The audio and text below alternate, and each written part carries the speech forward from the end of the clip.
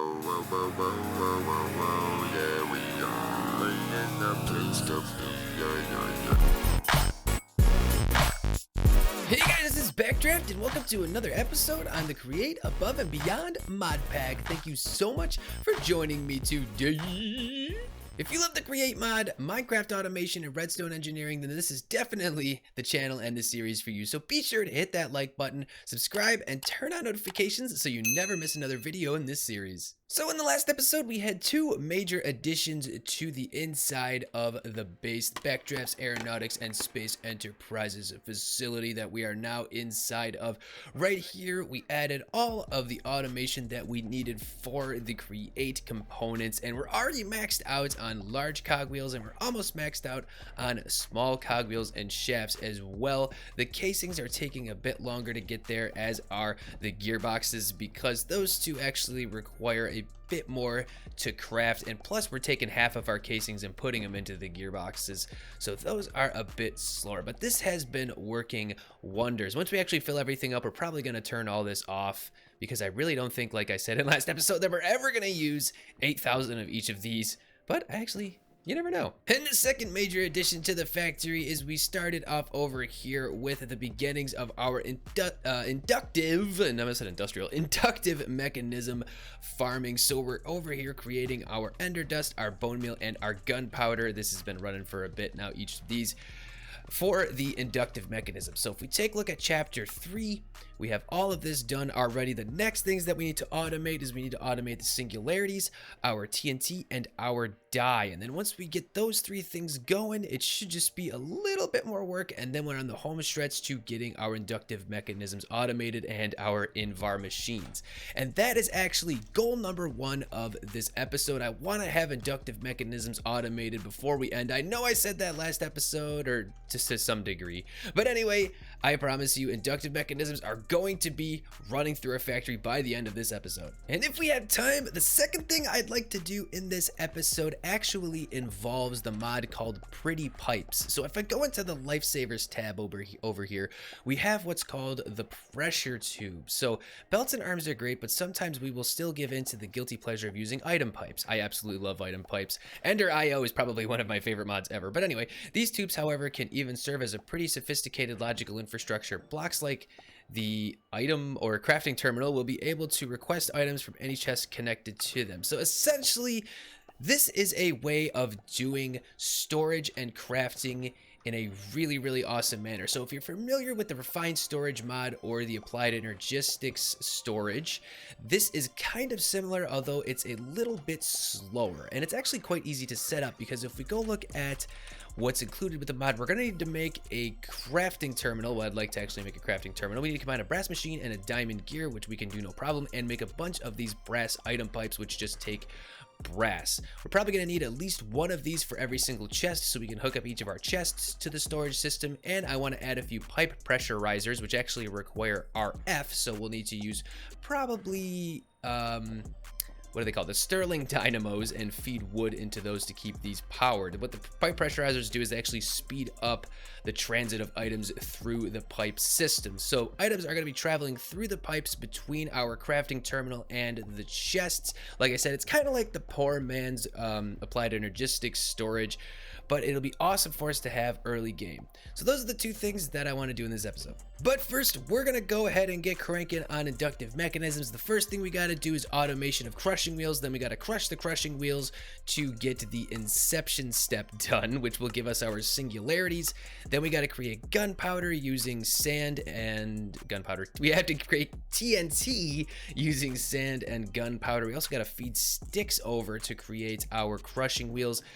And then we have to, like I said, dye those up. Well, I'm skipping steps here. After inception, we take the singularities, we blast them with TNT and ender dust, and we get to the chromatic singularities, which we can then craft into these paintballs, and then into chromatic compound, and then into refined radiance, and then of course into our radiant induction coils. So I'm going to be doing all of these steps. We're going to get working on it right now, and I'll keep you guys posted on the progress. Alrighty, I think I got everything in place to create the singularities. So the first thing I did was I created this long belt that leads all the way over to our wood farm outside over there, and we're taking all of the sticks and feeding them over here. Then we set up a cobble generator up here, feeding into this drawer right over here. Now these 3 mechanical arms are placing the sticks and the cobble like so in these mechanical crafters to craft up our crushing wheels. Then we're going to take those crushing wheels, feed them through these crushing wheels to get the inception and produce the singularities.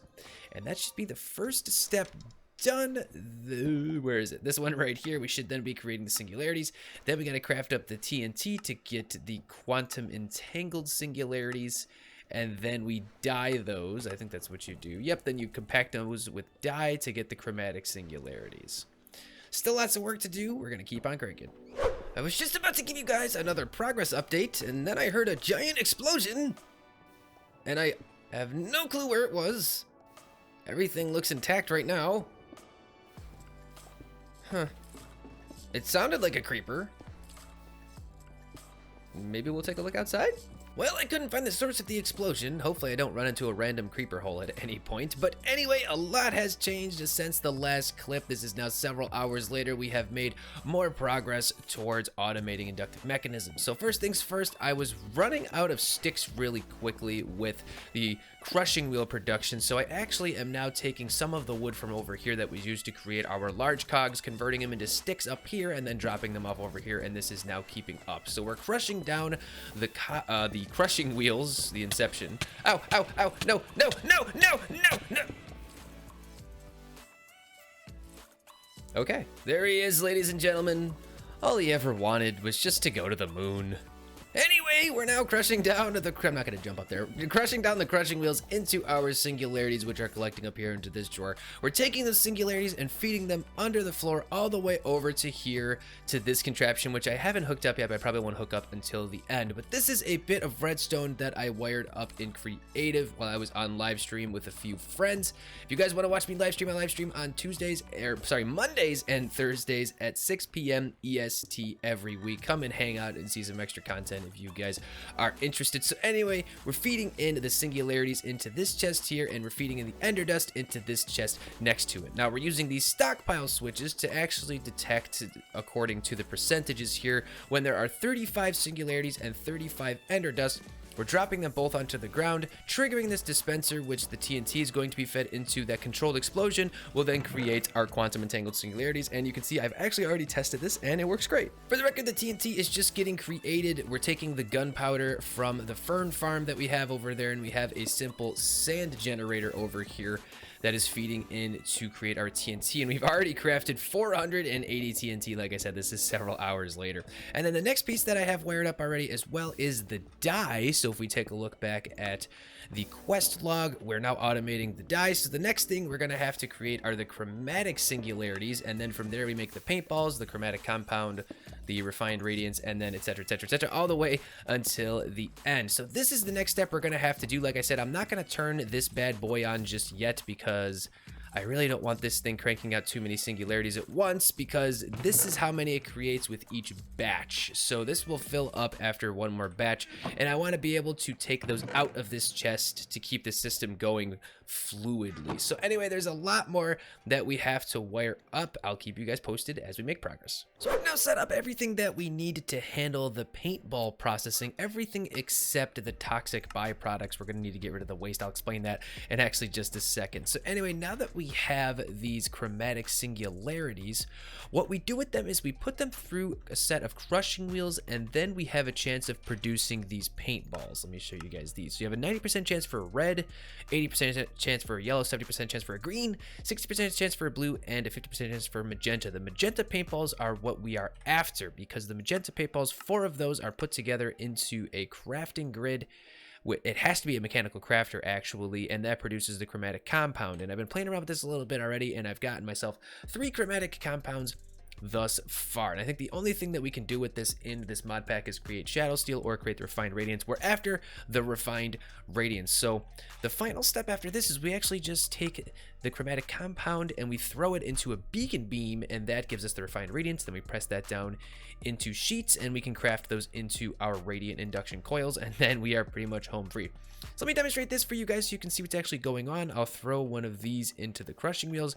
It produces a number of paintballs, and then we have these tunnels set up to properly filter out the paintballs. Now what's happening here is we're converting all of the non-magenta paintballs into magenta paintballs by putting them over these item drains. So each item drain, I mean, it depends on the paintball. So red has to be squeezed 1, 2, 3, 4 times to be turned into magenta. Yellow has to be squeezed 3 times. Green has to be squeezed twice, and blue has to be squeezed once to create magenta. Then we're going to take these magenta ones, like I said, put it through crafting mechanical crafters and get the chromatic compound, and then I think we're pretty much done. We just have to turn that into the radiant compound. Is it radiant compound or radiant? Refined radiance. Sorry, I always get that wrong. But anyway, then we're going to crush that down and get our coils, and that's it. Then we use those to create the inductive mechanisms. So I'm going to go ahead and finish this up, and I'll get back with you guys. So as for the waste that we're producing, I've seen a few people try a bunch of different things, just throwing it into a storage tank and worrying about it later. Or putting it into a nullifier. I don't know if you could put liquids into a nullifier, but anyway, I have a really simple solution for taking care of all of the waste. So we're pumping it all out, and we're literally just shooting it into an empty block right here. Once this block fills up, it's actually going to activate this observer and then push this piston downward. And any waste that's there is just going to get deleted by the piston, because the piston's going to push into it.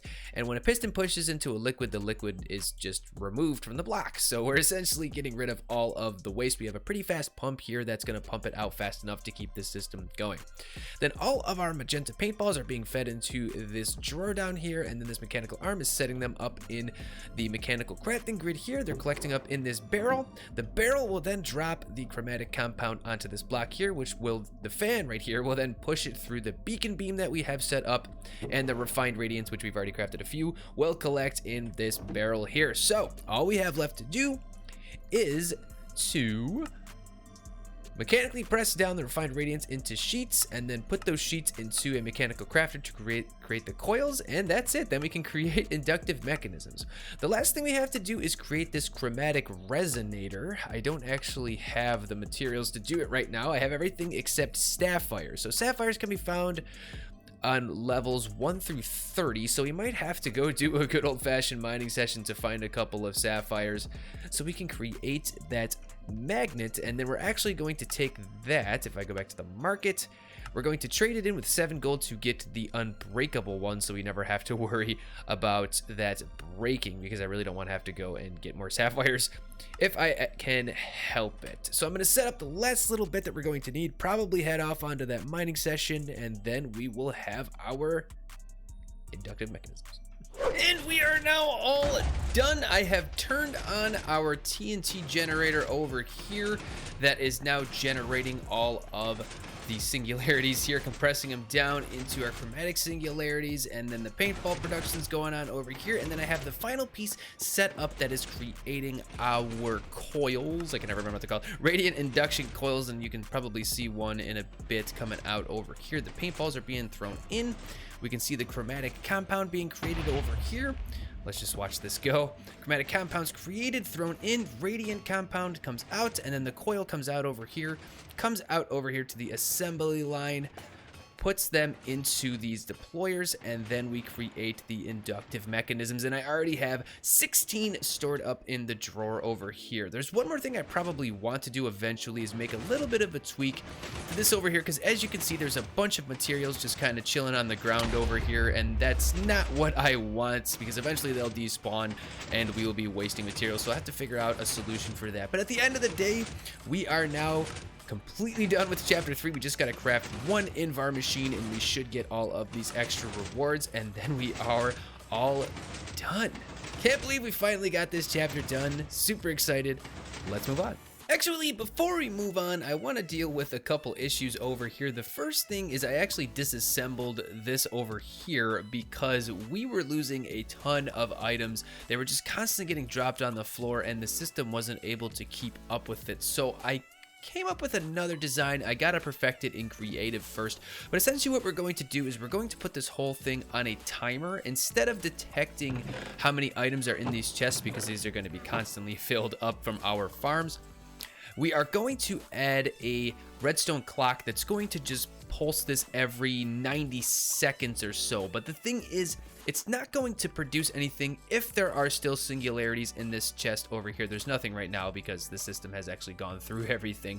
But if there are singularities that the system still has to deal with over here to produce into paintballs, this whole thing is going to be locked. So once we're done processing over here, then this will be able to create more singularities. That's how we're going to do it instead of just doing it based on how many items end up in the chest. And we're doing this over here with a stockpile switch. So let's try not to get killed by these crushing wheels. The stockpile switch right here is just detecting how many items are inside of here. And as you can see, we've hooked this up to the ender dust frequency so that all of this over here will be completely locked. I have to set it up the right way first. Like I said, it'll all be completely locked if there's still singularities being processed over here so that we won't be overproducing from over here. And the other bottleneck too was the production of chromatic compound. We were using mechanical arms before to put the paintballs into the crafting grid. I actually changed this up so that we're now using belts to distribute the paintballs into the crafting grid, and that has sped it up a lot. Before we weren't able to keep up at all, and all of that was just way too slow, so that should keep up with it.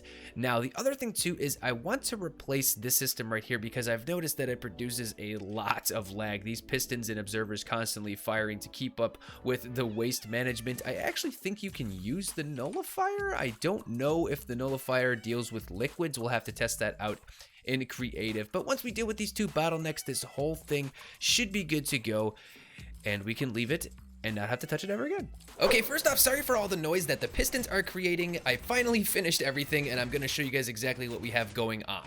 It's a bit complicated, but I was able to come up with a bunch of redstone that is keeping this thing going without losing any material. So the very first thing that we're doing is I've replaced the drawer here with just a simple chest. And on the back side of this chest, if I jump up around over here real quick, you can see we have a comparator that is actually powering the redstone link with the ender dust frequency when there are items in this chest. Now what we're doing here is we're actually saying if there are chromatic singularities currently waiting to be processed, then I want to lock this entire part of the system from creating any more of the quantum entangled singularities. Because this is our main bottleneck and there's really nothing we can do about it because it involves dropping items on the floor, I need to stop this so long as the system is processing singularities.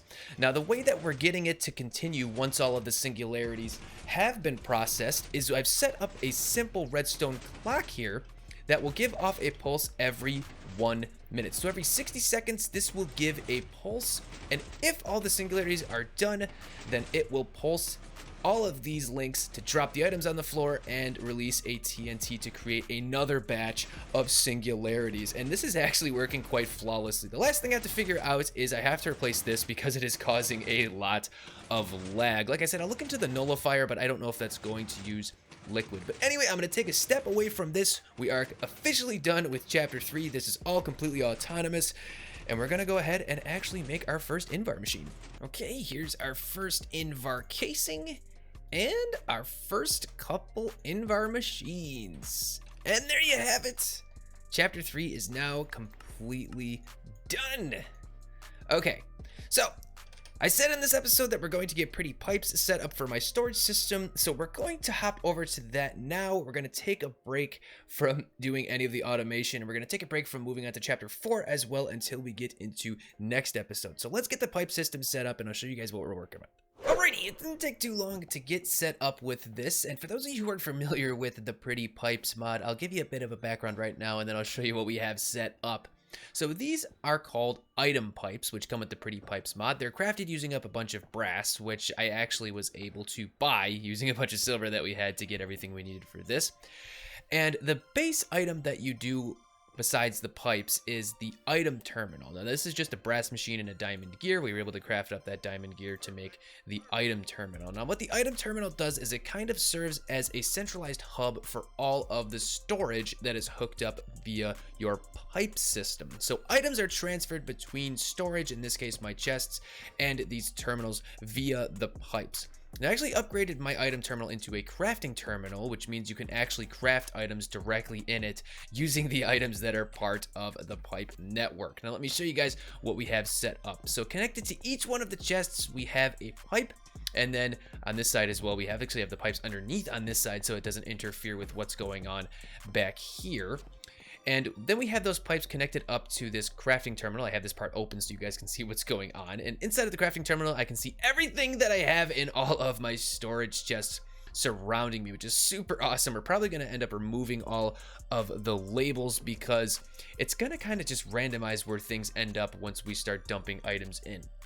So if we send an item into the system, all we have to do is just place it over here on the right and it ends up in the system. It does take a little bit of time to get into the system because the pipes have to move the items along. But I've actually set up what's called a pipe pressurizer as well, which is constructed just using a brass machine and a propeller. And this actually drastically increases the speed that items go in and out of the pipe. So for example, if I wanted to grab a jungle log, it just takes a second for it to end up here, and then I can just grab it. And if I want to throw it back in, I just dump it over here, and it gets sent off into a chest. So right now, items, like I said, are just kind of ending up in a random chest. I don't know how it determines which chest it needs to send it to, but this is going to be super awesome. For example, actually, let me show you guys this. So if I, in my JEI, if I type like redstone torch, and then I click, you can see over here that I can craft it. If I just request the items, then it sends a redstone dust and a stick to me,